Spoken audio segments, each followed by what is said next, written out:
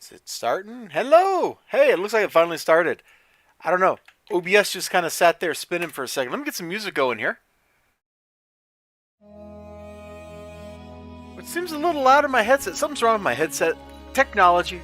We'll just go with technology. Technology is not your friend. Technology is a tool. And often it's a tool that doesn't work right. I gotta bag and board these sons of guns. And we don't have very much light here, do we?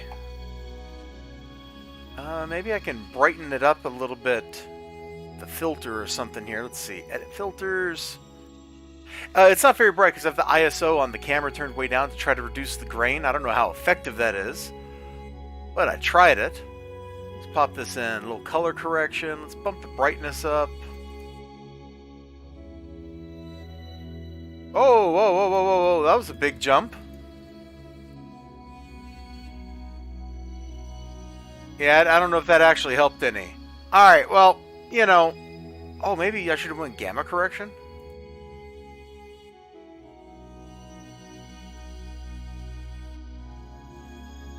You know, it just doesn't look right. We're gonna just... No. Filter, you're gone. We're gonna get rid of you. And I'll just turn on another light. You know, this is technology. This is how it works.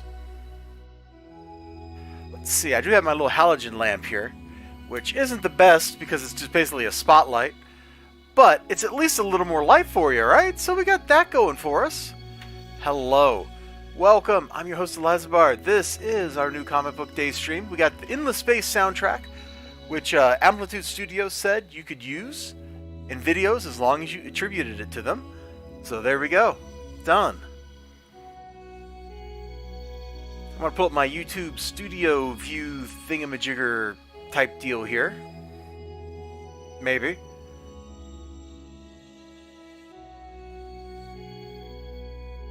My stupid little clip from Game Hunter's channel actually got like 9 views. I don't even know how that's possible. But hey, that's what we got going on here. Hey, there we go. I got my little YouTube studio view thingamajig going. So I can now control my chat as needed. Alright, let's get these guys. I don't know where to put them. Everything is a mess in here. Oh no. Oh no. And let's go ahead.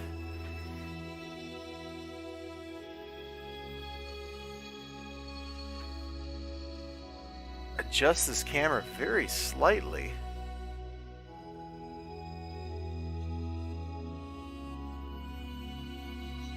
Yeah, I reckon that looks alright. Let's see, wallet, cell phone. We'll have to figure out the lighting situation. That is our current bottleneck to success. Because I don't have any actual, like, pro-level lighting gear. Which, you know, that's just me. And I got 5 comic books today, plus the 3 free ones. I do most of my shopping, and I might as well show it, at Graham Crackers Comics in Madison, Wisconsin, on East Washington Avenue. Hello and welcome if you're from East Washington Avenue. And when you go into a Graham Cracker Comics, you get 3 free books out of the 75-cent bin, just for walking in the store. You don't have to buy nothing or anything like that. So, here's a little story. Let's put these back so you got something, you know, more interesting to look at than my little work station. I'm in there, my shop man Sean. He's like reading an old issue of Foom or something. He's talking to another dude, and I look at him. I get up there to by myself, and I look at him. I'm like, man, I worry about your reading material sometimes. Okay, so that's what I said to him. I worry about your reading material, as if I have any room to talk. Right? That's the joke, because that's when I slap down that. Now, I think we all know this is going to be probably not the best thing in the world. I mean, I'm looking at this and I'm just kind of like, just how many things are we ripping off with this one cover? Like, this is like an X-Men ripoff and maybe a Deadpool like that kind of extreme, like, oh, we're gonna shoot everybody stuff. Oh yeah, it's kind of a mess. I've never heard of this book before, but it was a #1, and I thought, hey, this has got to be worth at least nothing, right?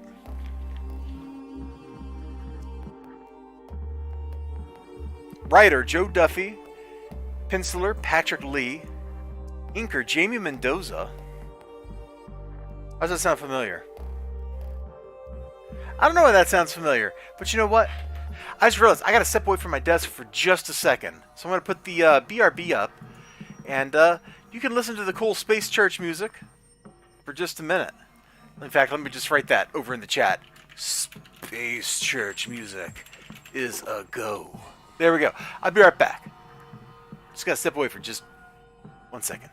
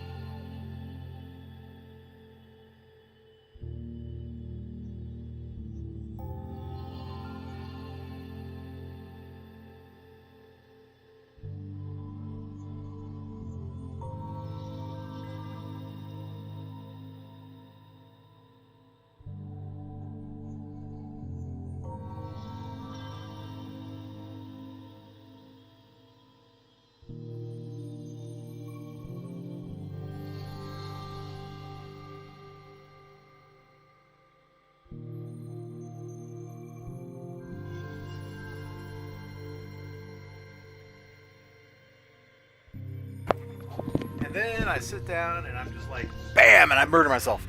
Am I thinking of Dan Mendoza instead of Jamie Mendoza? Because I feel like I'm thinking of Dan Mendoza.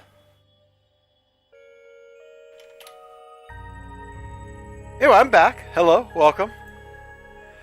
I know, you're like, wow, this guy, he was gone and he's back in just a matter of minutes. It's true. It's true. I couldn't leave you hanging. You know, not here in Space Church land. That would be mean of me. That would be rude. That would be uncouth. Let's figure out who this guy is. Like, he's made of rock like the Thing. He's got Logan on a bag like he's Wolverine. He's got like a gigantic canteen of soda. This bites.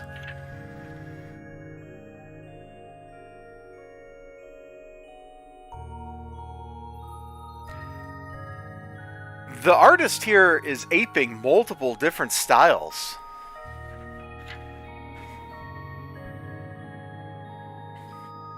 When was this? When did this come out?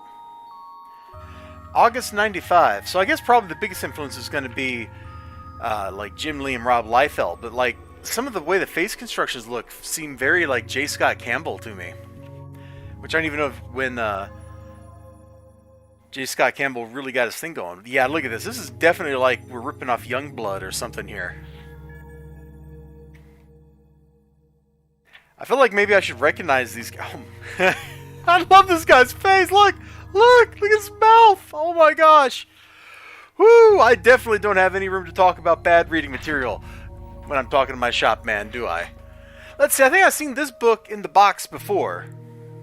But I went for it, man. Racer X number 3. Oh, Racer X Volume 2, number 3. As we all know, Racer X is, of course, the coolest character in Speed Racer. And he's looking super... Look at this, man. He's like intimidating this cab driver or whatever. Is he even a cab driver?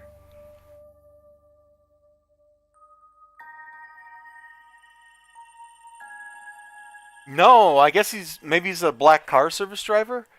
You know, like a limo driver? Man, one of those dudes basically saved my life. Metaphorically, not literally. We were at a hospital,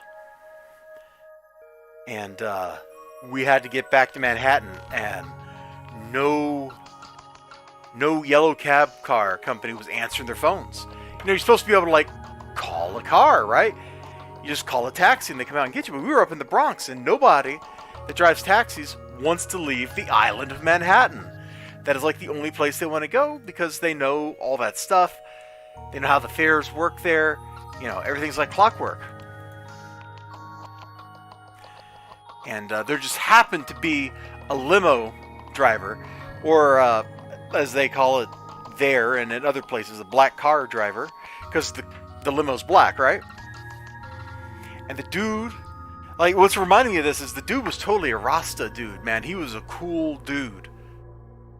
And when he got us where we were going, I just gave him all the money I had. Which I think was only like $10 more than the fare. But, you know, he saved our bacon. I just took all the cash out of my wallet, and I was like, thank you so much for driving us here, man. I appreciate it. I love it. You are awesome. And I'm glad we're here. I'm glad I'm alive. And I'm glad you are our driver. Like, you have saved our bacon. He was a cool dude. He was a really cool dude. And I'm so glad he was there to pick us up, man. Those dudes that do that line of work, they have a thankless sort of job, you know?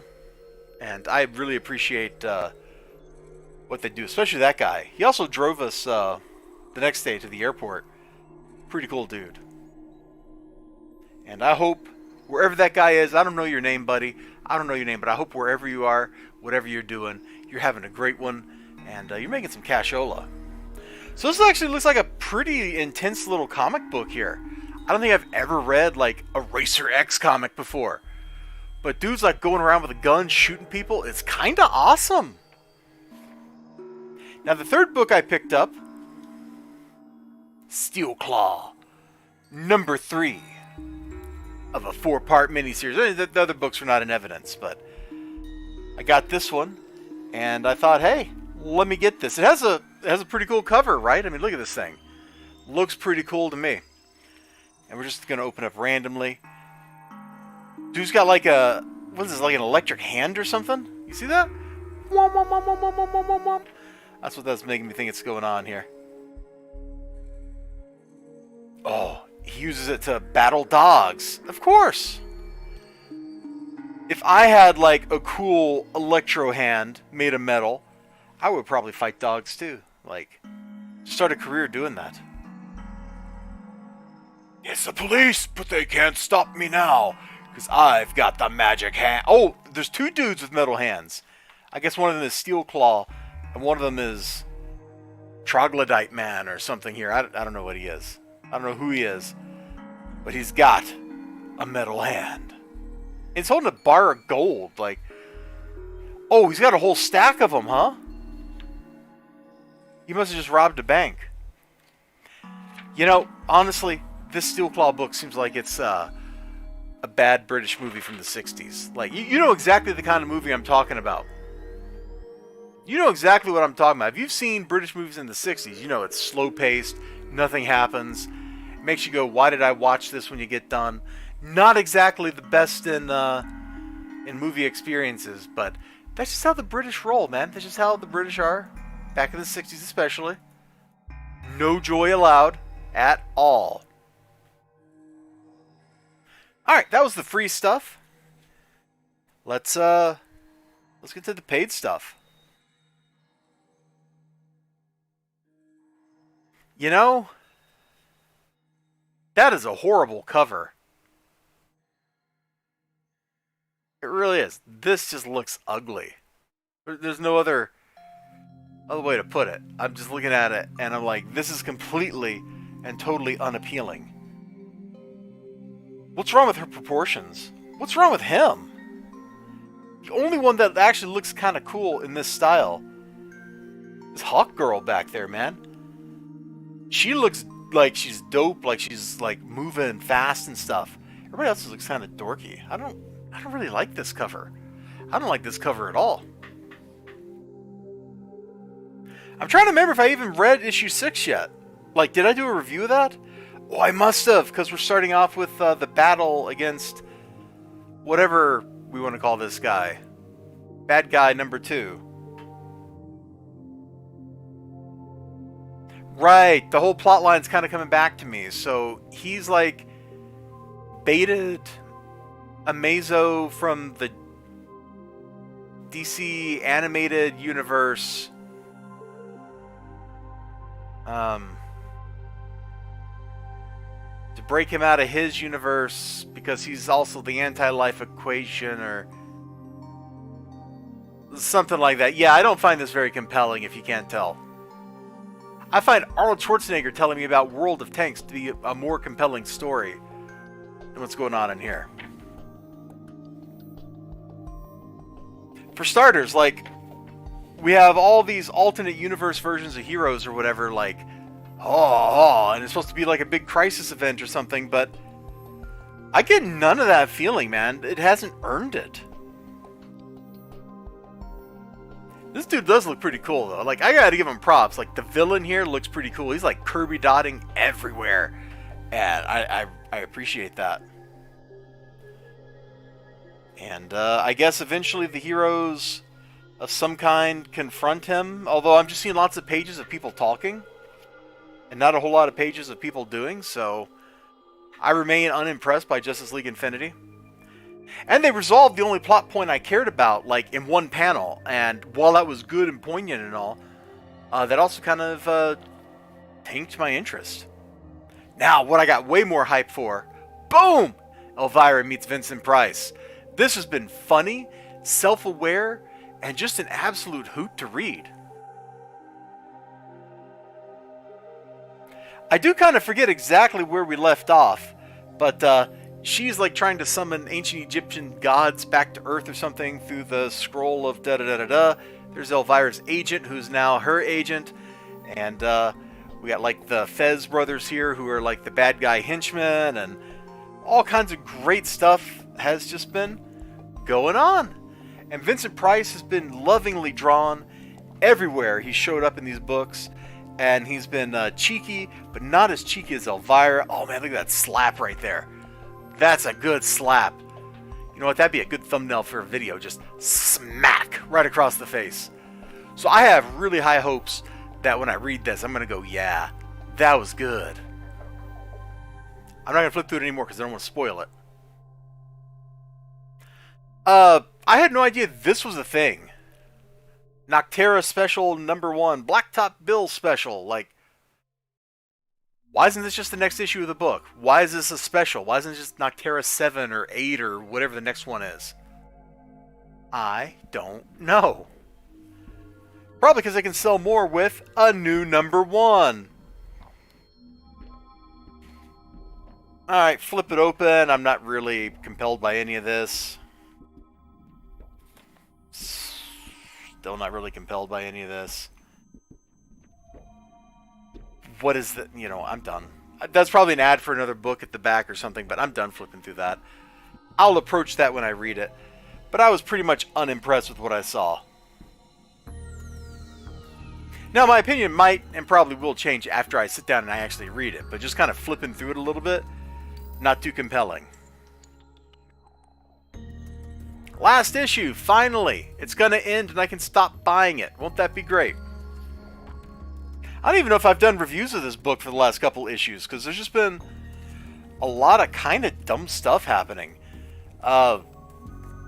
Dude in the leather jacket is like rewriting history with the book of something something, and they're trying to stop him for whatever reason, and I don't know. This whole thing, this whole series is basically just Garth Ennis ranting at people. Like, ultimately, that's what it comes down to, is Garth Ennis is just like, I'm just going to take acid and whatever happens, happens. And while that can be sometimes interesting, I don't know that this was sometimes all that interesting. Man, there's so much light coming in here, there's just bad reflections everywhere.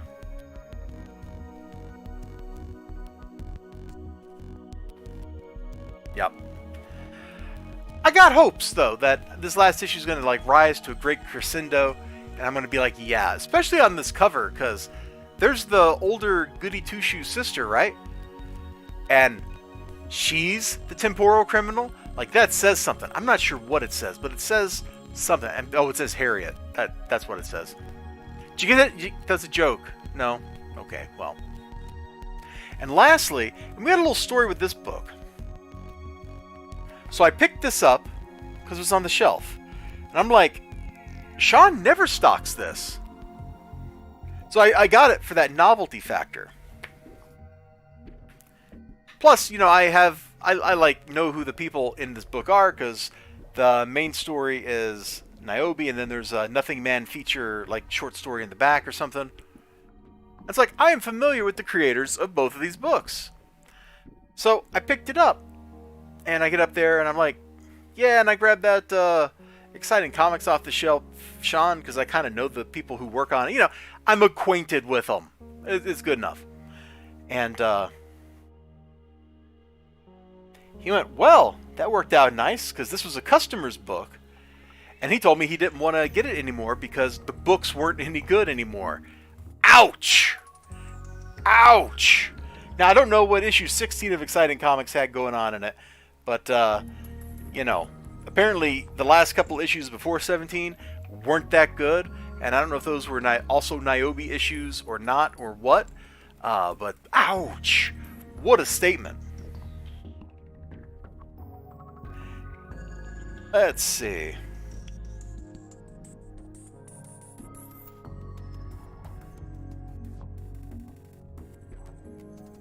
Yeah, so we got like,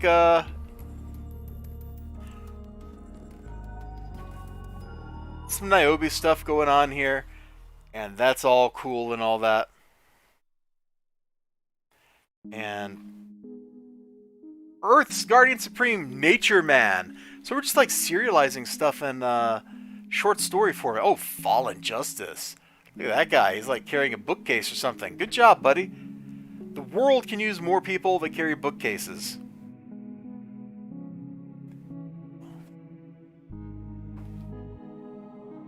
And if you don't recognize the art, that's the Nothing Man feature right there.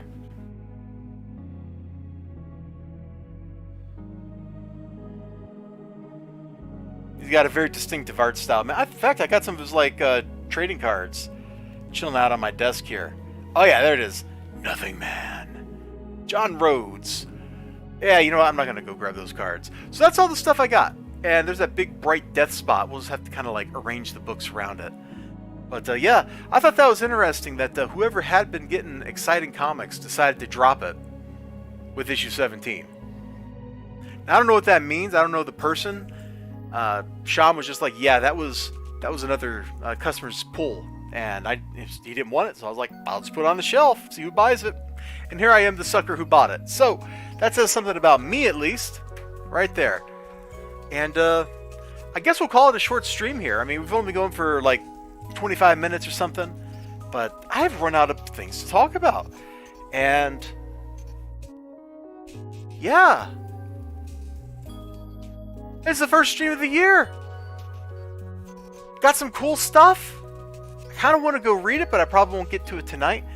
I may not even get around to bagging and boarding all this chunky stuff.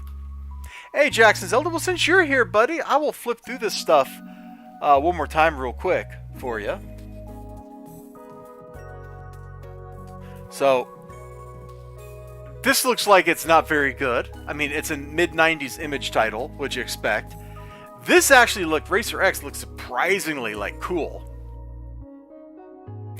This looked kind of like a 60s British horror movie, and was not all that compelling when I flipped through it. Just League Infinity, also not that compelling looking when I flipped through it. I got really high hopes for Elvira meets Vincent Price. Like, I hope I'm going to see some stuff in there that's just going to crack me up. I'm not sure what the purpose of this Noctera special is, but it exists, and I have it. Maybe this issue will not just be Garth Ennis rants about something and will actually be cool. I don't know. And lastly, Exciting Comics number 17, which has a Niobe story and a Nothing Man story in it, and I know like two of the people, I know those creators. Maybe this book's interesting, maybe not, but apparently whoever was supposed to get it didn't want it, and they dropped Exciting Comics from their pull list. And that's what I got going on, Jackson Zelda. I hope you, I was pointing at my monitor over there, but no, let me point at you. I hope you are having a great one, had a great Wednesday, got some cool stuff in your books. And if you did, let me know, and we can hang out for a minute. And if you didn't, well, just look up her skirt for a little bit, and, you know, then we can wrap. But I know I got some pretty cool stuff. At least one thing I'm 99% sure I'm going to crack up and enjoy a whole heck of a lot. Alright, let me roll back over here in front of my monitors so I'm not like 4 feet away.